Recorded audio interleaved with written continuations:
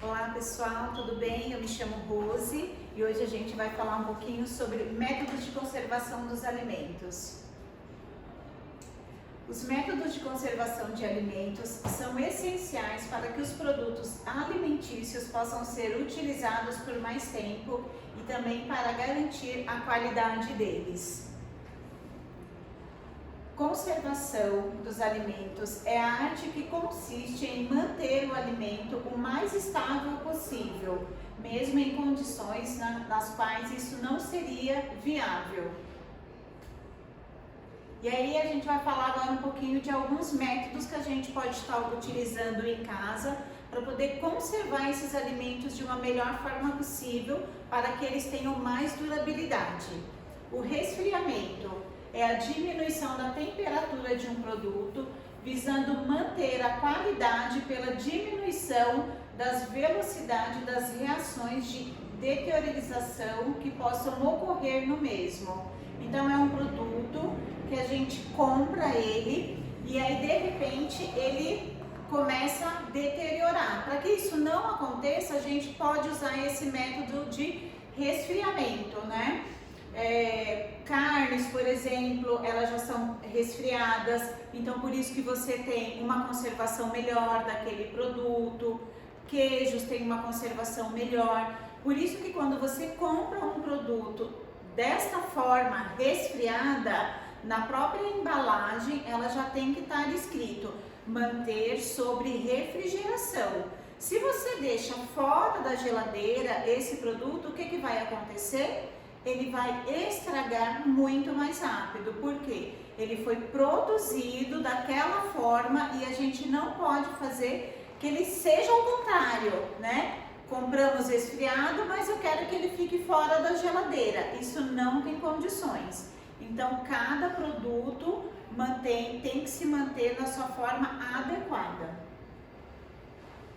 O congelamento, ele consiste em levar a uma temperatura de 18 graus abaixo de zero ou até mais, retardando assim todo o crescimento das bactérias e deteriorização. Carnes congeladas, todos os produtos que vem escrito congelado, né? Eu não posso deixar ele dentro da geladeira, na parte resfriada, porque ele foi um produto que passou pelo processo de congelamento, né? Então ele foi feito de uma forma para que ele fosse feito congelado e eu não posso resfriar ele. Então ele tem que ser mantido congelado até o momento que eu vou utilizar aquele produto. Branqueamento, né, é uma técnica muito legal essa técnica, porque é uma técnica que a gente consegue fazer em casa tranquilamente e com isso a gente consegue conservar muito melhor os nossos alimentos, né? Então ela é uma técnica que permite armazenar os alimentos por até 3 meses congelados. Essa técnica, ela utiliza um choque térmico como fator principal empregada para conservar algumas frutas, hortaliças e legumes. É igual aqueles produtos que a gente compra no supermercado, como couve-flor, brócolis, ervilhas, né? Eles passam por essa técnica de branqueamento, né? Eles vai pela técnica, se ferve um pouquinho o alimento, né? Passa por uma temperatura quente e logo é colocada numa temperatura de congelamento. Então, por isso que quando a gente compra aqueles produtos, né? Você tem ele praticamente igual, você não perde nutrientes nenhum daqueles produtos. Muitas vezes a pessoa, né, pergunta pra gente, mas esses produtos congelados, ele perde nutrientes, ele perde sabor. Não, ele não perde. É tão mínimo que você nem sente a diferença entre um produto desses congelados e um produto in natura, né? A perca é mínima, que não faz diferença nenhuma no seu organismo, nos nutrientes que você vai estar absorvendo dele. Aí é que a gente tem a pasteurização, né, que já é um processo mais levado para a indústria. Os alimentos são expostos a temperaturas moderadamente elevadas, até a 100 graus, com o objetivo de eliminar alguns micro-organismos indesejados, né? O leite, por exemplo, né? O leite, eles são pasteurizados, então eleva a temperatura a 100 graus, mata os micro-organismos que fazem mal para a nossa saúde e depois eles são embalados e envasados. Esterilização, né? Também isso já são mais por formas da indústria, nada que a gente consiga fazer em casa. As temperaturas são ainda mais elevadas, elas são entre 120 e 140 graus em médias e destrói as bactérias. A esterilização, pela severidade elevada, fornece uma vida útil maior que a pasteurização, mas, por outro lado, compromete as suas propriedades, né? Então, qual que é a diferença entre a esterilização e a pasteurização? É o tempo de vida daquele produto. Então, por exemplo, um leite que é pasteurizado, ele só chegou numa temperatura máxima 100 graus. Essa não, já foi de 120 a 140. Então, a gente tem que imaginar assim, quanto maior a vida útil daquele alimento, por mais processo ele passou. Só que, porém, também ele vai perder ali as propriedades dele, vai perder vitaminas, todos os componentes necessários para nosso dia a dia na alimentação, a gente não encontra num alimento desse. Então, a gente imagina, quanto maior a data de validade do produto, provavelmente ele passou por esse processo de esterilização. Aí a gente tem a desidratação e a secagem, né? Que são aquelas alimentos que são secos, desidratados, que a gente compra geralmente em Casas do Norte, lá na 25, no Mercadão, né? A gente encontra bastante. São processos usados para prolongar o prazo de validade dos alimentos, fazendo com que eles possam ser guardados e armazenados por longos períodos. Hoje a gente encontra de tudo, né? Desidratado. Laranja, banana, sementes, né? Então isso facilita muito o nosso dia a dia, né? Porque às vezes você não gosta de comer ali in natura, você acaba indo pela parte desidratada, né? Pelo alimento mais desidratado. A diferença entre os procedimentos é que a secagem natural coloca o alimento em contato com a luz do sol por longos períodos, enquanto a desidratação remove a umidade do alimento com a ajuda de equipamentos que controlam a temperatura, a umidade relativa e a velocidade do ar de secagem. Então, essas diferenças, a gente consegue fazer uma secagem em casa? Sim, a gente consegue. Por exemplo, sei lá, como chama aquela plantinha? Esqueci o nome agora, gente, que a gente usa em macarrão. Manjericão. Então vamos lá, a gente tem um pé enorme de manjericão e aí eu quero deixar ele secar, tranquilo, vou colher meu manjericão, colocar exposto lá no sol e ele vai secar pela luz do sol, naturalmente. Às vezes vai demorar 1 dia, 2 dias, 3 dias, mas ele vai chegar no processo que você quer, né? Só que, porém, como ele não é feito da forma correta, ele pode ainda conter umidade nele, e com isso, quando você guardar no potinho, ele pode vir estragar, porque ele vai ficar úmido, né? É diferente quando a gente já compra esse produto, né? Já desidratado, ele passa por todo um processo na indústria, né? Então eles são levados a temperaturas onde vai secar ele totalmente, só que porém vai remover todo o ar que vai ficar nele e toda a umidade. Por isso que quando você compra no mercado lá já embaladinho, chega em casa e coloca no seu potinho, ele não vai estragar.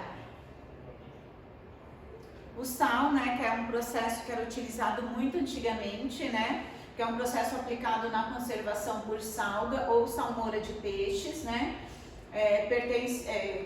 peixes, bacalhau, anchovas, carnes, né, pertencentes a feijoadas ou vegetais, como o chucrute. Deve ser usado em grandes quantidades para controlar o desenvolvimento de micro-organismo. Antigamente, né, as pessoas mais antigas se lembram disso. Elas faziam muito esse processo de sal, né? enchia a carne lá de sal, estendia lá no varalzinho e lá ia ficar bonitinho fazendo o processo de salgar a carne, né? E aí a gente lembra, né, que ia muita mosca, ia muito isso na carne, mas geralmente ela estava sempre coberta 100% de sal. E quando ia se alimentar daquela carne, o que que fazia? Batia aquele sal, saía todo e mantinha a carne lá por meses e ela não estragava. O açúcar, né, ele ocorre pela redução da disponibilidade de água para o crescimento microbiano deteriorantes em função do aumento da pressão interna do produto, criando uma condição desfavorável para o crescimento da maioria do micro-organismo. Por isso a utilização de açúcar em geleias, né? Então assim, o açúcar ele passa por um processo, né, que ele vai ser invertido e aonde a gente não consegue ter micro-organismo crescendo nele. O vinagre, que é utilizado muito para fazer picles, né? É usado para fazer picles de tomates verdes, pepinos, couve-flor, vários tipos, né? E ele é um ácido. O ácido do vinagre retarda o desenvolvimento do micro-organismo. Aí aqui a gente fala um pouquinho, né, dos métodos de conservação de alimentos na indústria. Os métodos para efetuar a conservação de alimentos são diversos. Em geral, são métodos realizados controlando a temperatura, eliminando elementos como oxigênio, adicionando ingredientes específicos ou substâncias químicas, entre outros. A diferença é de que em casa, geralmente a gente não usa esses produtos químicos. A indústria ela tem que usar muitos aditivos, muitos produtos químicos para quê? Para aumentar a vida útil daquele produto. Então é diferente quando você faz, por exemplo, um molho de tomate em casa e congela. Ele vai durar ali mais ou menos 2 meses, né?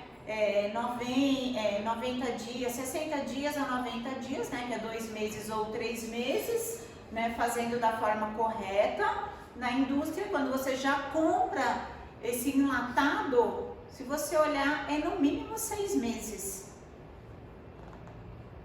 Aí a gente tem a embalagem a vácuo, né, da indústria, que nesse procedimento o oxigênio essencial para a vida dos micro-organismos é retirado por completo, mantendo o alimento embalado a vácuo.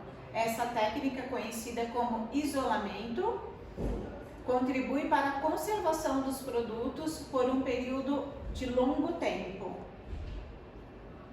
Aí aqui tem os aditivos químicos, né?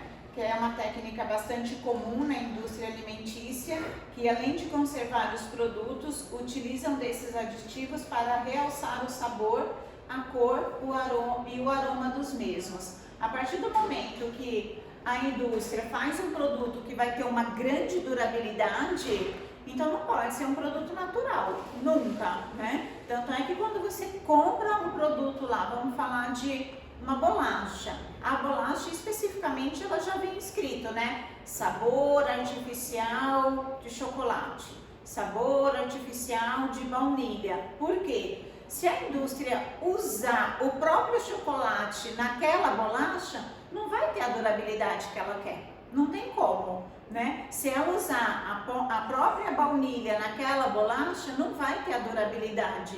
É diferente de você fazer uma bolacha em casa e a bolacha que você compra. Então a indústria ela já deixa claro lá no pacote que você está comprando um produto que tem sabor artificial. Tanto é que vem lá, sabor idêntico a chocolate, né? Idêntico, mas em momento nenhum ele fala que é chocolate.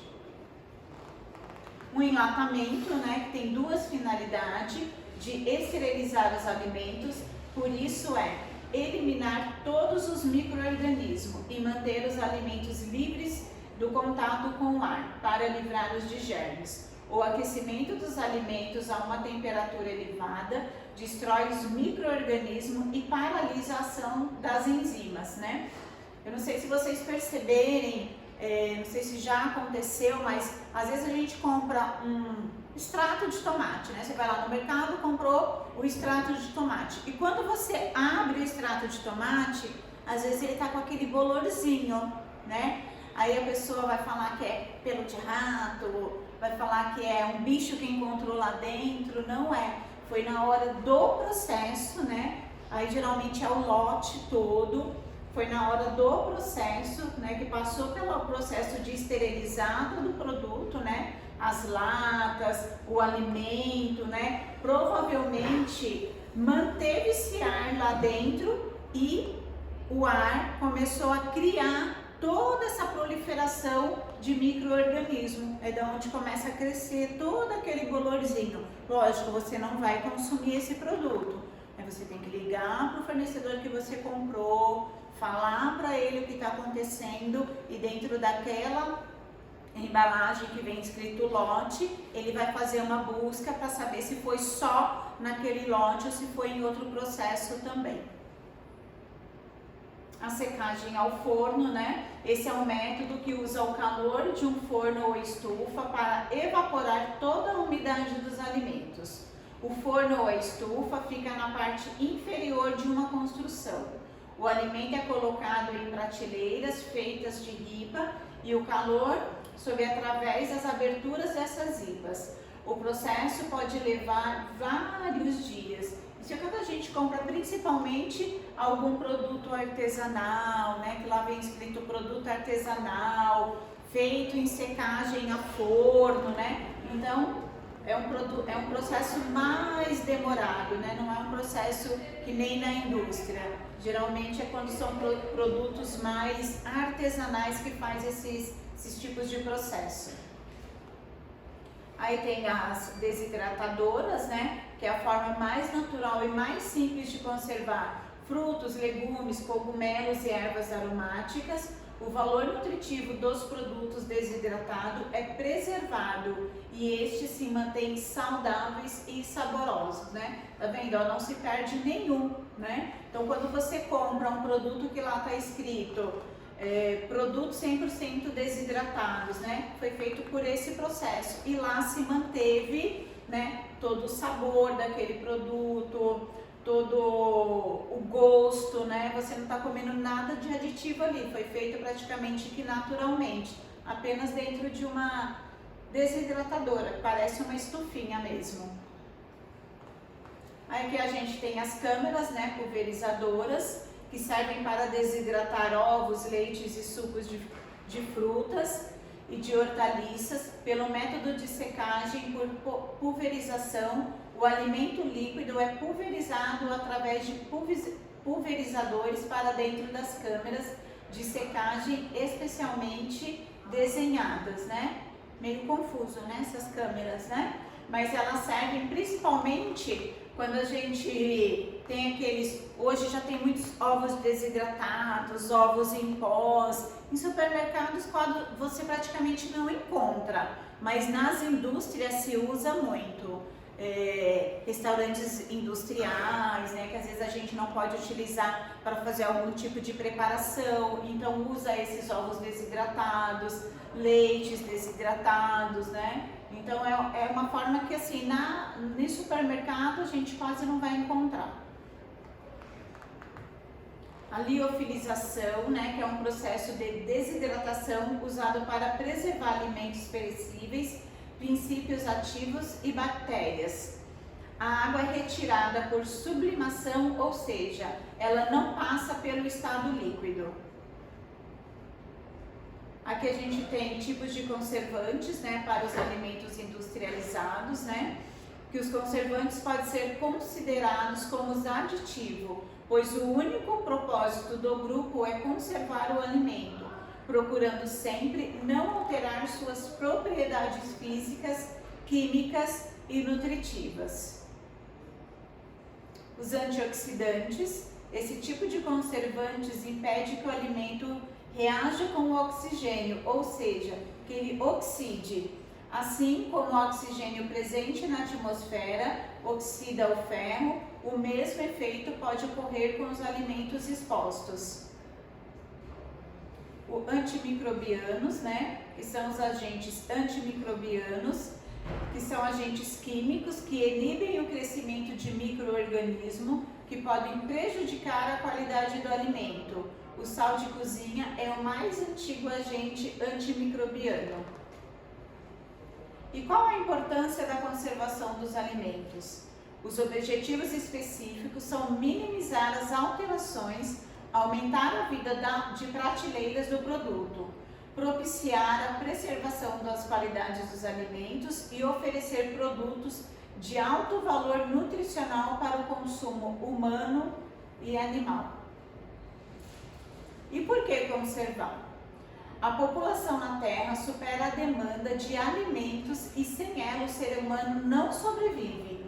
A conservação evita o desperdício tanto em locais onde há excedente de comida por habitantes, tanto quanto onde há mais pessoas do que alimentos. Olha a diferença, né?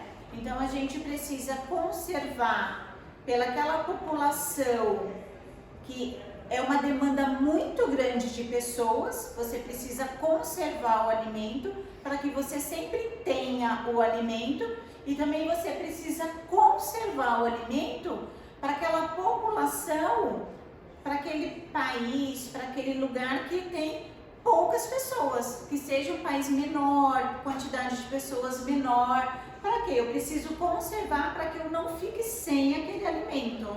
Então a gente conserva por uma demanda de pessoas, né, maiores e também menores.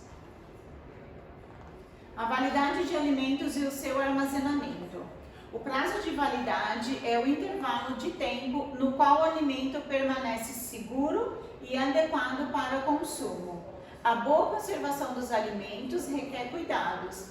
Há itens que devem ser deixados à temperatura ambiente, outros congelados e ainda os que precisam ser refrigerados. É isso que a gente falou lá no começo, né? Então, quando a gente vai comprar um produto, a gente sempre tem que ler corretamente o que está escrito na embalagem do produto. Então, se eu comprei uma carne congelada, eu tenho que manter a minha carne congelada. Mas aí você comprou lá uma peça de carne porque estava na promoção congelada. E aí você tirou para utilizar aquela carne. Só que eu não usei toda aquela carne. Eu posso congelar de novo? Não, não pode. Porque aquela carne, aquele produto, ele já está passando por um outro processo, né? Você descongelou o produto, você utilizou o pedaço que você ia usar e o outro. Mas o que eu faço no outro?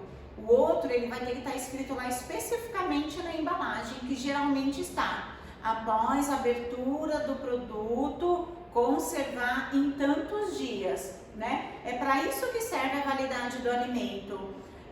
A indústria, ela já coloca corretamente por quanto tempo você pode usar aquilo, né? Desde o momento que você comprou, tem escrito a embalagem fechada, e a partir do momento que você abriu, lá também vai estar escrito, após aberto, conservar em tanto tempo, né? Então você abriu aquele produto, se ele era congelado, dificilmente vai estar escrito para ele voltar para o congelador. Ele vai estar escrito, após aberto, manter sobre refrigeração a tantos graus por tantos dias. Isso é muito importante quando a gente vai comprar um produto. Às vezes nem tudo que está na promoção eu consigo comprar em excesso. Por quê? Às vezes o excesso vai sair caro lá na frente, porque você não vai conseguir consumir e aí aquele produto vai acabar estragando e aí você acabou perdendo dinheiro. Então sempre tem que prestar muita atenção na data de validade quando a gente vai comprar um produto e de como manter aquele produto. As validades de alimentos e o que seria um alimento impróprio para consumo, né?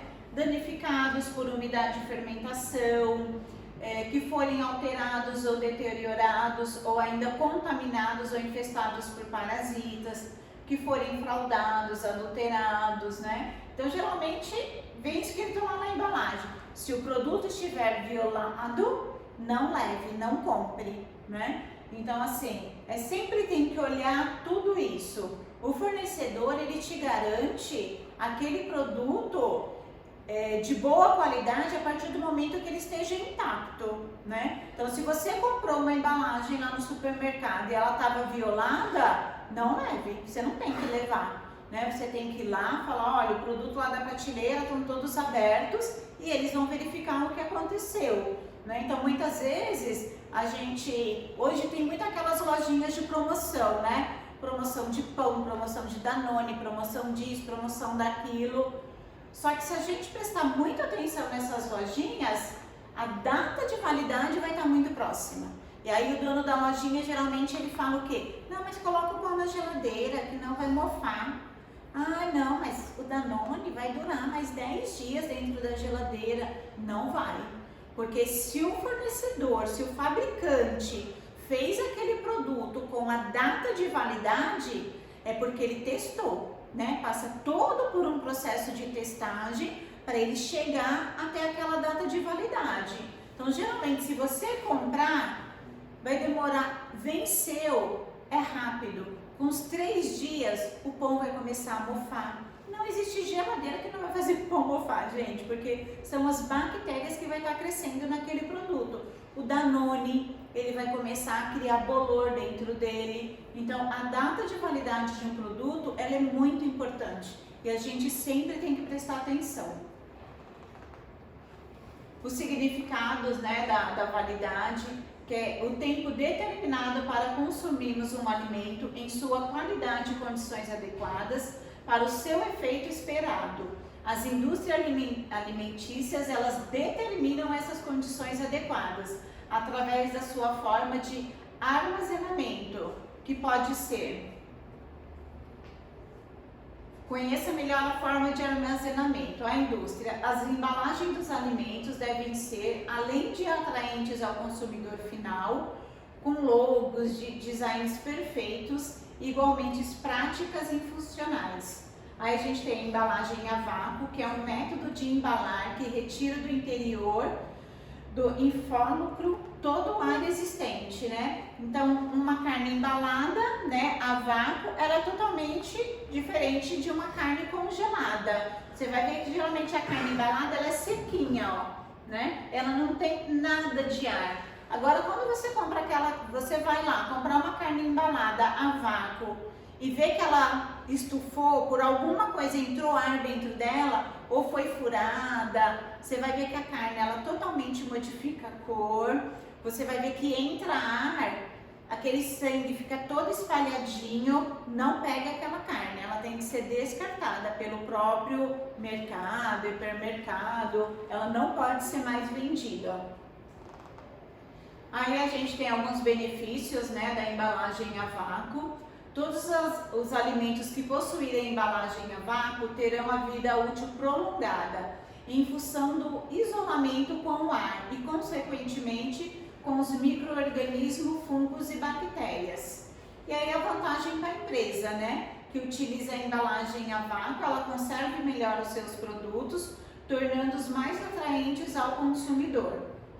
Aí as vantagens para o consumidor final, que somos nós: a embalagem a vácuo assegura menor desperdício e maior economia, reduz ou até mesmo elimina o uso de conservantes, mantém os nutrientes daquele produto significativos, né? Então, uma embalagem a vácuo, ela sempre realmente vai ser melhor do que um produto congelado, porque o a vácuo, a durabilidade dele é um pouco menor e a do congelado sempre vai ser maior, porque a do congelado sempre vai utilizar alguns outros tipos de aditivos para manter aquele produto por muito mais tempo. E aí é a nossa conclusão. Os métodos de conservação de alimentos permitem que se possa guardá-los para o uso futuro sem que estrague. Todos os métodos de conservação de alimentos visam a obtenção de alimentos saudáveis e saborosos. Espero que vocês tenham gostado.